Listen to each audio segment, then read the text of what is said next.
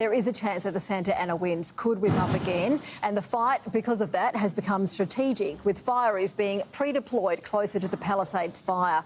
Darin Sullivan has been a firefighter for almost 4 decades and joins us now from the New South Wales south coast. Darin, we've seen the destruction of the Santa Ana winds. How could the pre-deployment of crews help? Yeah, g'day. Thanks for having me. The term pre-deployment is a strategy that's used right across fire services across the world. It's moving resources, firefighters, trucks, and everything else that goes with us into a pre-deployed area, like a staging type area, close by to the major incident. It's so that we don't clog up the incident ground itself and overwhelm, but it puts all the resources closer than responding them from where they would usually go. So pre-deployment is, a valid strategy. Certainly for a disaster like this, it's common practice. Darin, and I can only imagine. Yeah, these fires have been attributed to climate change by Network 10's meteorologist Josh Holt, our Prime Minister as well, and US President Joe Biden. Yet there are still plenty of climate deniers, including Donald Trump. What are your thoughts about how climate change is being framed with the LA fires? Yeah, I think we do need to change how we frame this. And I saw one of Josh's reporting on this yesterday. I was really impressed, not because he agrees with what I think and what I've been advocating for, but because he's just calling it for what it is. He's talking about the science.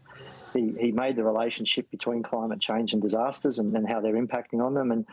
And bravo to him for doing that. We need more of that in the media. They need to report science and not politics, and certainly not be scared to do it. As far as framing goes, we need the public to do the same thing. We need the public to stop listening to shock jocks and people who deny science and speak up. You know, when we hear people, speak negatively about those that are trying to raise this as an issue, we need people to speak up against that, and politicians need to stop arguing the politics of it and just move to solutions. There's not many politicians on the planet now that disagree with the science. But if they really believed it, they'd be taking more action, and they're not. How have you seen climate change impact firefighting? Yeah, look, I've been a firefighter for 38 years across 2 fire services, and we have seen a lot change. Certainly, our fire seasons are getting longer. We're seeing that that's impacting on our ability to do hazard reduction and mitigation on the off-season. Many years we don't have an off-season. I'd make the point that our 2020 Black Summer started in winter, and the elephant in the room is right now, LA is in winter. So we've seen a lot change, and that's impacting our fuel loads. That's making our jobs harder. So when we have these disasters, which are happening more often, the deployments that I've had into these disasters and firefighters who work with me are happening more often. They're getting more intense, and our 2020 Black Summer was a great example of that.